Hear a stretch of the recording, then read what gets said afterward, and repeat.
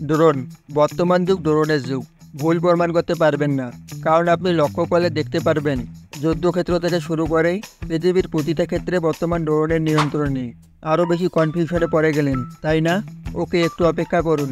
শুধু দেখতে থাকুন ড্রোন দিয়ে বর্তমানে আমাদের পৃথিবীতে কত কিছু করা যাচ্ছে আর কত অসম্ভব জিনিসপত্র আবিষ্কার করা হচ্ছে। তো চলুন, কথা না বাড়িয়ে দেখে নেওয়া যাক ড্রোনের অসম্ভব সব আবিষ্কার।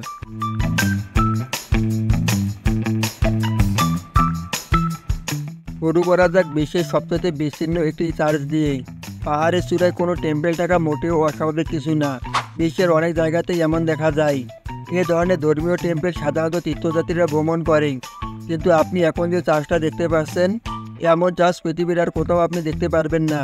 এটা বিশাল উঁচু একটা পাহাড়ের স্তম্ভের উপর দাঁড়ানো, যার উচ্চতা 131 ফুট। এটি জর্জিয়ার রাজধানীর কাছে অবস্থিত।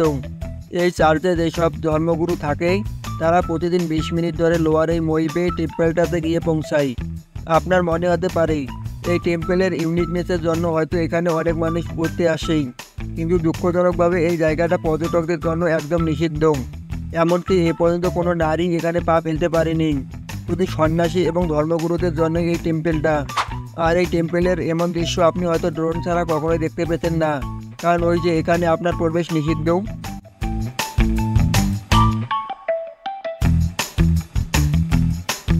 এটা দক্ষিণ আমেরিকার পশ্চিম উপকূলে অবস্থিত একটা মরুভূমি, যার নাম আটাকামা। এই জায়গাটাতে বিশ্বের সবচেয়ে শুকনো অঞ্চল হিসেবে মনে করা হয়, কারণ প্রতি বছর এখানে বৃষ্টিপাতের পরিমাণ 1 মিলিমিটারের কাছাকাছি। আর এতে বোঝাই যাচ্ছে এখানে পর্যটকদের দেখা পাওয়া বেশ কঠিন। সবচেয়ে মজার ব্যাপার হলো পর্যটকবিহীন এমন একটি মরুভূমির মাঝেই বিশাল একটা স্ট্যাচু দেখা যায়, যেটা হ্যান্ড অফ ডেজার্ট নামে পরিচিত, অর্থাৎ মরুভূমির হাত। স্বাভাবিকভাবে এখানে এমন মরুভূমির মাঝে এই স্ট্যাচুটা কীভাবে এলো তা নিয়ে মানুষের কৌতূহলের শেষ নেই। আসলে ওটা তৈরি করেছিলেন চিলির এক স্কট রাজা, যার মতে এই স্ট্যাচুটা মানুষের অবিচার, একাকিত্ব আর বিষণ্ণতাকে তুলে ধরে।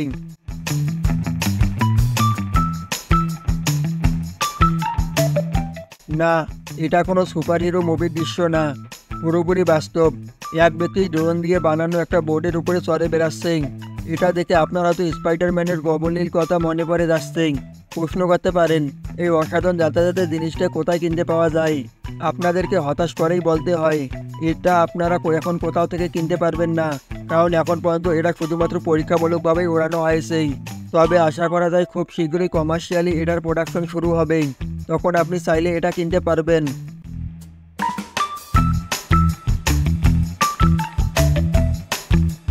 2017 সালে আমেরিকার টেক্সাসে একটা ফায়ার ফ্যাক্টরিতে ভয়াবহ আগুন লাগেই।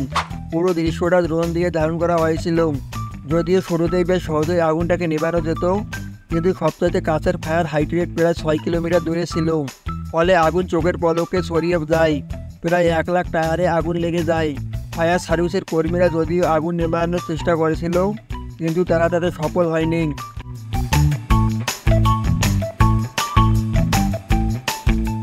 এই চার্জটাকে প্রথমে দেখে যে কারোর ভৌতিক মনে হতে পারে। ড্রোন দিয়ে রেকর্ড করা এই ভিডিওটা চার্জটা অবস্থিত ভারতের কর্ণাটকেই। একজন ফ্রেশ আর্কিটেক্ট এরা তৈরি করেছিল 1860 সালের দিকেই। প্রতি বছর মৌসুমি বৃষ্টির সময় এই চার্জের 3 ভাগে এক ভাগ পানির উপরে থাকে আর বাকি 2 ভাগ নিচে তলিয়ে যায়। এটা এত মজবুতভাবে তৈরি করা হয়েছিল যে শত শত বছর ধরে এভাবে পানির নিচে থাকার পরেও তার কিছুই হয়নি।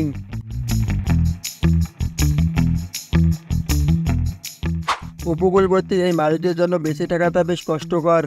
প্রথমে হারিকেন, তার উপর বিশাল বিশাল ঢেউয়ের ধাক্কা, আর কফিনের শেষ পেরে হিসেবে বরফে জমে যাওয়া, সব কিছু তাদের উপরে আশ্রে পড়ে।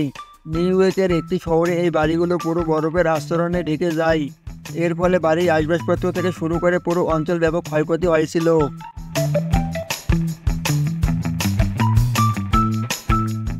নদীর এই অসাধারণ দৃশ্য ড্রোন দিয়ে রেকর্ড করা হয়েছিল। আসলে এটা দেখে মনে হতে পারে কোনো রংধনু। মজার ব্যাপার হলো এমনটা হওয়ার কারণ নদীতে পানিতে থাকা বিভিন্ন রঙের জন্য দায়ী এই শৈবাল। আরও মজার ব্যাপার হলো এই শৈবালের জীবনচক্রে ভিন্ন ভিন্ন পর্যায়ে ভিন্ন ভিন্ন রং দেখা যায়, তাই এটা একদম রংধনুর মতো হয়ে ওঠে।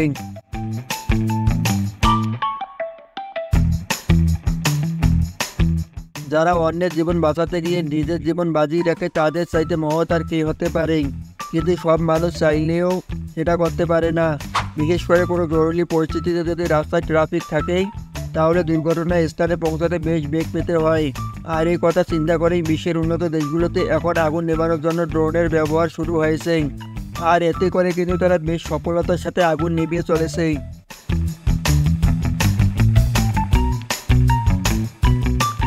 সম্প্রতি আমেরিকার মিনেসোটা অঞ্চলে একটা বিশাল বড় একটা ফাটল দেখা গিয়েছে। ড্রোনের মাধ্যমে বিশাল ফাটলের ছবি তোলা হয়।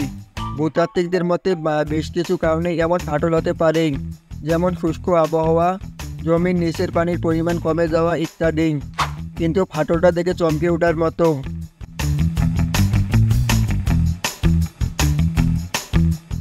ড্রোন শুধুমাত্র ভিডিও করার জন্য নয়, বড় মানুষের জীবন বাঁচাতেও ড্রোন ব্যবহার করা যেতে পারে।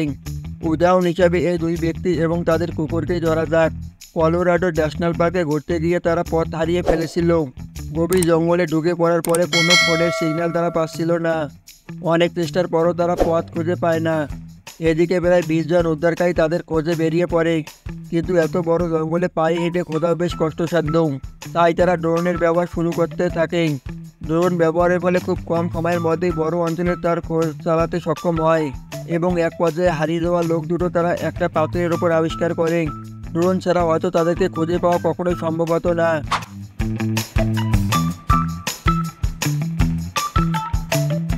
পেরুতে আর্কিওলজিস্টরা ড্রোনের সাহায্যে নিয়ে অসাধারণ কিছু আবিষ্কার করেছেন। পাহাড়ের গায়ে আর খোলা মাঠে প্রায় 25টা বিশাল বিশাল ড্রয়িং আবিষ্কার করতে তারা, যেগুলো মূলত বিড়াল, পাখি, বানর সহ বিভিন্ন কিছু চিত্র। ধারণা করা হয় এগুলো হাজার হাজার বছরের পুরনো।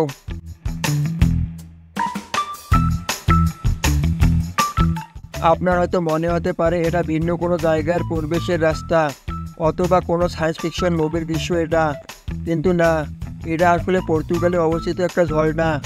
অনেক কম মানুষই এটা সম্পর্কে জানেন, তাই এখানে মানুষের উপস্থিতি খুবই কম হয়।